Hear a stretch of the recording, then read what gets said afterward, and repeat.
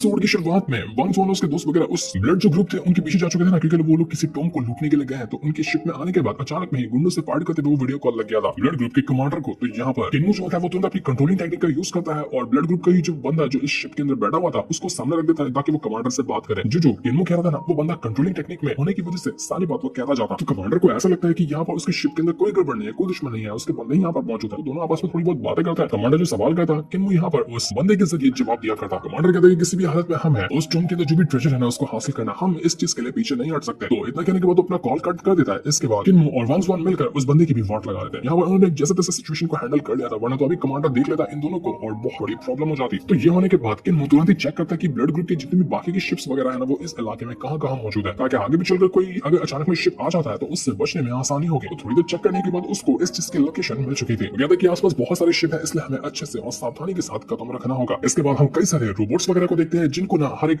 बंदे जो थे वो कंट्रोल कर रहे थे। वो लोग कहना चाहते कि हमारे सामने कितना स्ट्रॉन्ग स्पिरिचुअल बैरियर लगा हुआ है। तो ये स्पिरिचुअल बैरियर कहीं और से नहीं, मेरे ख्याल में उसी जो टॉम है ना जहाँ पर हम लूटने के लिए जा रहे हैं उसका एंट्रेंस होगा। अंदर जाने से रोकने के लिए बैरियर लगाया हुआ है। तो सारे के सारे लोग उस बैरियर को तोड़ने की तैयारी में लग जाते हैं। तो बैरियर बहुत ज्यादा स्ट्रॉन्ग था, लेकिन फिर भी वो लोग यहाँ पर काफी हद तक बैरियर तक पहुंच चुके थे। पर जैसे बैरियर को टच करते हैं ना उनके सिस्टम में खराबी आ जाती है, उनकी हालत खराब होने लग गई थी। वो तुरंत यहाँ पर अपनी पावर का यूज करते हुए अपनी जितनी भी अटैकिंग टेक्निक थी और जितनी भी डिफेंस वाले मैकेनिज्म वगैरह थे ना उन सबको वो एक्टिवेट करने लग जाते ताकि किसी भी तरह से इस फॉर्मेशन को जो बैरियर लगा हुआ है स्पेशल पावर से उसको रोका जा सके। लेकिन वो बैरियर इतना स्ट्रॉन्ग था कि उसको रोकने की बस की बात ही नहीं लग रही थी। तो वही वंस वन और किन्नू जो थे ना उस दुश्मन की ब्लड ग्रुप वाली स्पेसशिप के अंदर रहकर सारी की सारी हरकतों को देख रहे थे। उनको सब कुछ पता चलने लगता है कि ये लोग अभी ब्लड ग्रुप वाले क्या कर रहे हैं। किन्नू कहता है कि इन लोगों को ना आपस में झगड़ा करना है, जो करना है वो करने दो, हमें उससे फर्क नहीं पड़ता। हमें ब्लड ग्रुप का जो मेन शिप होगा ना उसकी लोकेशन ढूंढनी है ताकि पता चल सके कि कहां से ये ब्लड ग्रुप पूरा कंट्रोल होता है। उसको खत्म कर दिया जाना तो उसके बाद ये ब्लड ग्रुप हमारा कुछ भी नहीं बिगाड़ पाएगा। और वंस वन कहना चाहते हैं कि देखो हम काफी टाइम से यहाँ पर खड़े हैं, अगर ब्लड ग्रुप वाले को पता चला कि ये उनका एक स्पेसशिप एक ही जगह पर एकदम स्टॉप क्यों है तो उनको शक नहीं हो जाएगा। तो किन्नू भी कहता है कि हाँ तुम बात तो सही कर रहे हो, इसलिए हमें जो डेटा मिलता है ना सब डेटा को कॉपी कर लो, उसके बाद हम यहाँ से निकलेंगे। वो यहाँ पर मेन शिप से कांटेक्ट करके ये कहना चाहते हैं कि देखो हमारा ना स्पेसशिप के अंदर काफी ज्यादा डैमेज हुआ, तो हम उसको ठीक करने के लिए कुछ देर रुके हैं, 5 मिनट में काम हो जाएगा। तो यही 5 मिनट मिला था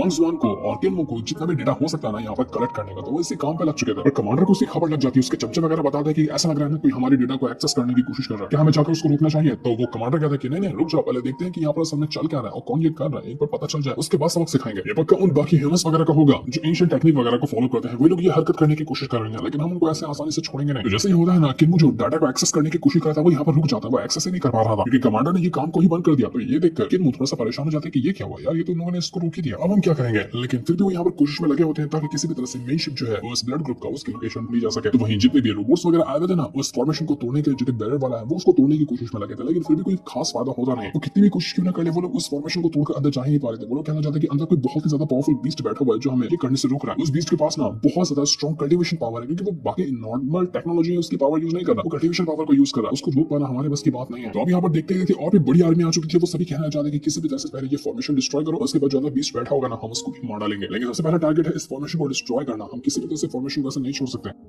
तो जितने भी लोग यहाँ मौजूद थे ना वो सभी अपनी पावर को आपस में मर्ज करना शुरू करते थे ताकि एक साथ मिलकर एक बहुत ही स्ट्रॉन्ग अटैक बनाते थे, इस फॉर्मेशन को डिस्ट्रॉय किया जा सके। इन लोगों ने अपना एक बहुत ही कमाल का ब्लड हेवन डिवोरिंग फॉर्मेशन को सहन कर लिया था जो कि इनके बहुत सारे स्पेसशिप से ना मिलकर बना होता है। और फॉर्मेशन को तोड़ने के लिए ये लोग अपना फॉर्मेशन क्रिएट कर चुके थे, जिसके बाद वो लोग सीधा पहुंच जाते हैं उसी बैरियर के ऊपर अटैक करने के लिए। जिससे होता ही है कि वो जो बैरियर था ना वो टूटता हुआ नजर आ रहा था, उसके अंदर पावर जितनी वो खत्म होने लगती है और बैरियर काफी हद तक टूट ही जाता है। ये देखकर सभी लोगों की खुशी का ठिकाना नहीं था कि चलो हमारा काम तो यहाँ पर होने वाला है, लगता है कि हम कामयाब होने वाले हैं। जिस वजह से वो जो टॉम के अंदर जाने का रास्ता था ना वो ओपन हो चुका था, अब कोई भी आसानी से टॉम के अंदर जा सकता है। तो ये देखकर सारे के सारे लोग एकदम ज्यादा खुश थे कि चलो हमारा काम हो गया, चलो अंदर चलते हैं और देखते हैं कि हमें अंदर से कौन सा ट्रेजर मिल सकता है। पर जैसे ये लोग अंदर जा रहे थे अंदर से एक बहुत ही स्ट्रॉन्ग अटैक बाहर निकल कर आता है और ये अटैक इतना कमाल का इतना डेंजरस था कि जितने भी बंदे यहाँ पर आए हुए थे सब आधे से ज्यादा तो एक बार के अंदर जलकर खत्म हो जाते हैं। इतना ब्रूटल अटैक आकर उनको सीधा वहां पर लगा था, आधे से ज्यादा आर्मी बस एक पल के अंदर वहां पर खत्म हो चुकी थी। किसी को समझ नहीं आता कि ये हो क्या रहा है, किसने अटैक किया हमारे ऊपर, सब कुछ यहाँ पर तहस नहस हो चुका था। कमांडर भी देखकर हैरान हो जाता है ब्लड ग्रुप का कि ये क्या हुआ, ये कैसे हो सकता है, वहां पर था क्या जिसने इतना ब्रूटल अटैक किया। कोई नॉर्मल जिसने इतना खतरनाक अटैक तो नहीं कर सकती कि एक बार में अंदर इतने सारे शिप्स को डिस्ट्रॉय कर दे। तब देखते ही देखते वो बीस्ट बाहर निकल कर आता है, जिसको कुछ टाइम पहले भी इन लोगों ने डिटेक्ट किया था। वो बीस्ट इतना खतरनाक था कि उसके अंदर से थंडर की पावर बाहर निकल रही थी। तो एक थंडर बीस्ट होता है, उसने ही यहाँ पर अटैक जो किया था ना इस वजह से आधे से ज्यादा स्पेसशिप एक बार के अंदर मारी गई। ये टॉम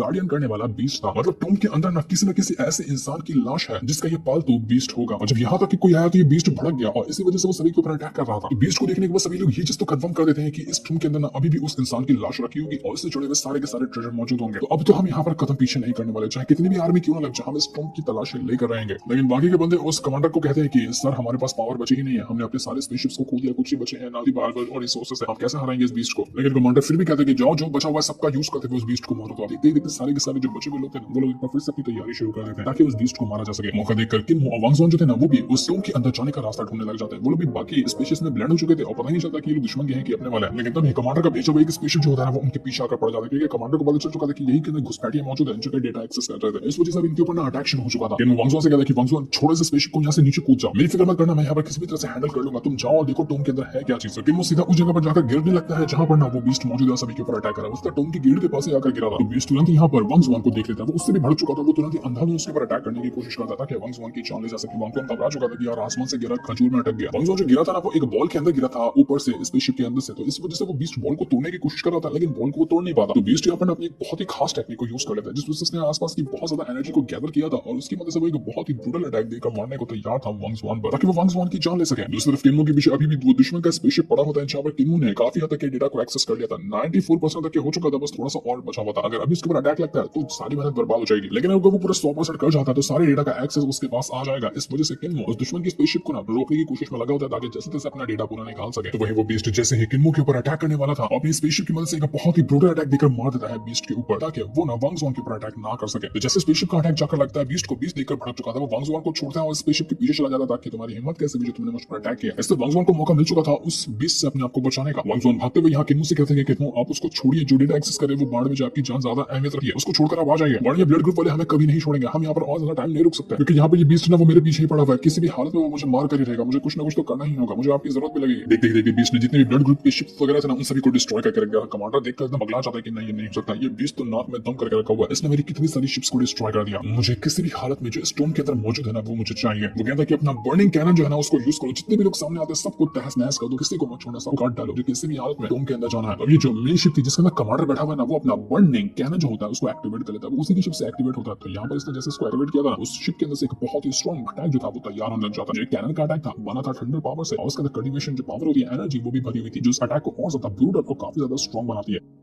जैसे वांग ज़ुआन को अटैक के सामने नजर आता है ना वो देखकर समझ चुका था कि यहाँ पर कुछ तो गड़बड़ है, किसी ने बर्निंग कैनन को यूज कर लिया है। तो जैसे ही वांग ज़ुआन देखकर वो वहां से स्टार्ट हो चुका था और वो सीधा बर्निंग कैनन का अटैक आकर गिरता है उसी बीस्ट के ऊपर, जिस वजह से बीस्ट के वहां पर एक जोरदार धमाका होता है। उसी के नीचे किन्मो भी अपना स्पेसशिप लेकर बैठा हुआ था, धमाका उसमें भी हो चुका था। वांग ज़ुआन घबरा जाता है कि कहीं किन्मो को कुछ होना गया और जब वो देखता है तो किन्मो ना एक बॉल के जरिए बाहर आ चुका था, जिस बॉल के जरिए वांग ज़ुआन ने कुछ टाइम पहले आया था तो उसी बॉल के जरिए वो भी बाहर आ चुका था, लेकिन वो बेहोश होता है। वांग ज़ुआन घबरा जाता है कि किन्मो कैप्टन आप ठीक तो है ना, आपको कुछ नहीं हो सकता, मैं आपको कुछ भी होने नहीं दूंगा। वो तुरंत यहाँ पर उस किन्मो को उठाने की कोशिश करता लेकिन कुछ हो ही नहीं पा रहा था। बर्निंग कैनन के और भी कई सारे अटैक आसमान से गिर कर नीचे आने लग जाते हैं। किन्मो तुरंत अपनी पावर का यूज करते हुए अपने आप को सामने शील्ड की तरह खड़ा कर लेता है ताकि कोई भी अटैक किन्मो को ना लग सके। इस तरह से वांग ज़ुआन ने अपने कैप्टन को बचा लिया था। कुछ टाइम बाद उस किन्मो को होश भी आ जाता है तो वांग ज़ुआन से कहता है कि कैप्टन आप ठीक तो है ना, किन्मो भी कहता है कि हाँ मैं ठीक हूँ, मुझे कुछ भी नहीं हुआ। इसके बाद कमांडर को जो ब्लड ग्रुप का खबर आती है कि हमने उस बीस्ट को मार दिया, इस काम में हम सफल रहे, तो कमांडर की खुशी का ठिकाना रहता है कि चलो फाइनली ये काम तो हो गया। अब चलते हैं देखने के लिए कि उस स्टोन के अंदर असल में मौजूद क्या है, लेकिन वो कुछ कर पाता है इससे पहले उसको वार्निंग आने लग जाती है कि हमारे ऊपर हमला होने वाला है, अटैक हो रहा है हमारे ऊपर। जिसके बाद हम देख पाते हैं कि ये अटैक न किसी और नहीं बल्कि स्टेलर कॉर्पोरेशन का जो वो लीडर है उसी ने कराया था। अपनी पूरी आर्मी को लेकर यहाँ पहुंच चुका था। जब उसने देखा कि इस जो ब्लड ग्रुप का कैप्टन है कमांडर उसके स्पेसशिप के अंदर से जो ब्लड कैनन बाहर निकलता है ना तो उसको देखकर उसको लगने लग गया कि शायद ना ये वही कैनन है जिसकी पावर को मैंने 30 साल पहले महसूस किया था। वो किसी लाइट को ढूंढ रहा था, 30 साल पहले से कोई लाइट है जो उसको परेशान करके रखी है। तो अब उसको ऐसा लगने लग गया था कि वो वही कैनन था जिसने 30 साल पहले भी उसके ऊपर अटैक किया था। तो इसी वजह से वो पूरी आर्मी लेकर पहुंच जाता है उसी ब्लड ग्रुप के वो कमांडर के ऊपर अटैक करने के लिए। अब कमांडर कैनन से अटैक करने के लिए ना जहां छुपकर वो बैठा था स्पेस के अंदर वहां से जमीन पर आ चुका था। इस वजह से उसकी लोकेशन सबको मिल गई, उसकी पोल खुल गई। तो यही मौका देखकर स्टेलर कॉर्पोरेशन के सारे लोगों ने उसके ऊपर अटैक करना शुरू कर दिया था। वो कमांडर देखकर परेशान हो जाता है, वो घबरा चुका था कि नहीं हो सकता, इन लोगों ने मुझे बुरी तरह से फंसा दिया। वो अपने आपको बचाने की कोशिश करता है, इधर उधर जाने की कोशिश करता है लेकिन कुछ फायदा होता नहीं। आखिरकार लग रहा था कि ब्लड ग्रुप जो है ना वो खत्म हो चुका है। इन्होंने सारा का सारा डेटा कितने यहाँ पर स्पेसशिप वगैरह मौजूद है ब्लड ग्रुप की सबका एक्सेस लेकर उस स्टेलर कॉर्पोरेशन के लीडर को दिया था। उसके बाद वो तैयारी किया और यहाँ पर सबकी मिली भगत के साथ ब्लड ग्रुप का खात्मा हो गया। लग रहा था कि ब्लड ग्रुप खत्म हो चुका है। सभी की मेहनत रंग लाई और सारे के सारे लोग काफी ज्यादा खुश हो जाते हैं। इसके बाद किन्मो और वांग ज़ुआन जो थे ना इन लोगों ने इस मिशन में इतना ज्यादा साथ निभाया था तो उनको ना बहुत स्पेशल ट्रीट दी जाती है, उनका थैंक यू कहा जाता है, उनका वेलकम किया जाता है कि तुम तो बहुत ज्यादा कमाल के हो। यहाँ पर खबर आती है कि हमने उस जो कमांडर था ब्लड ग्रुप का उसके शिप को पूरी तरह से डिस्ट्रॉय कर दिया, लेकिन वो जो कमांडर है ना उसकी लाश अभी तक नहीं मिली है। तो कंफर्म नहीं कह सकते कि वो मर गया है या फिर वो भाग गया है, लेकिन हम उसको ढूंढने की तलाश अभी भी जारी रखे हुए हैं। इसके बाद सारे के सारे लोग ना उस टोम की तरफ चले जाते हैं ताकि देख सके कि असल में टोम के अंदर से उनको मिलने क्या वाला है। उनकी एक नई कैप्टन भी होती है जिसका नाम गुआन लिन था और ये इन सभी को अपने साथ ले जा रही थी उस टोम के अंदर क्योंकि ये बहुत ज्यादा नॉलेजेबल पर्सन है, उसको सब पता है कि टोम वगैरह क्या होता है, किस तरह से उनको देखा जाता है। जैसे ही लोग यहाँ पर आते हैं ना अंदर से कुछ लोगों की आवाज आती है, वो एक लड़की की आवाज थी। वो कहने लग जाती है कि देखो हमने यहाँ पर काफी टाइम से रिसर्च सर्च कर रहे हैं। अगर आप हमारे साथ कॉर्पोरेट करती हो ना तो हम दोनों एक दूसरे को अपनी रिसर्च वगैरह शेयर कर सकते हैं। आगे चलकर हम दोनों एक दूसरे के साथ काम करेंगे। ये सुनकर वांगजू और सारे लोग हैरान हो जाते हैं कि हमसे पहले कौन यहाँ पर आकर टपक गया। असल में यहाँ पर चल क्या रहा है, तब वहाँ पर एक लड़की आती है जिसके पास एक खास तरह का रोबोट भी था और उस रोबोट के पास ना किसी तरह का वेपन होता है जिसको उसी टोम के अंदर से मिला था। वो वेपन इतना ज्यादा कमाल का, इतना स्ट्रॉन्ग था कि उसके अंदर से बहुत ज्यादा हाई लेवल की स्पिरिचुअल एनर्जी बाहर निकल कर आ रही थी। टोम के अंदर से भी ऐसी एनर्जी बाहर निकल रही थी जिसका हिसाब भी नहीं लगाया जा सकता। वो टोम बहुत ज्यादा मिस्टीरियस लग रहा था और अचानक में अंदर जाने का गेट भी ओपन हो जाता है। जो वेपन वो रोबोट लेकर आया था ना उसका नाम था डिवाइन एसेंशन बैम्बो। लेकिन वो यूज में क्या आता है, किस तरह का ये बैम्बो है, ये तो अभी हमें नहीं दिखाया जाता। वो हमें आगे पता चलेगा क्या उनको मिलने वाला टोम के अंदर से, वो हमें नेक्स्ट एपिसोड में पता चलने वाला है जिससे इनको दिखाते सारी ये वाला एपिसोड यहीं पर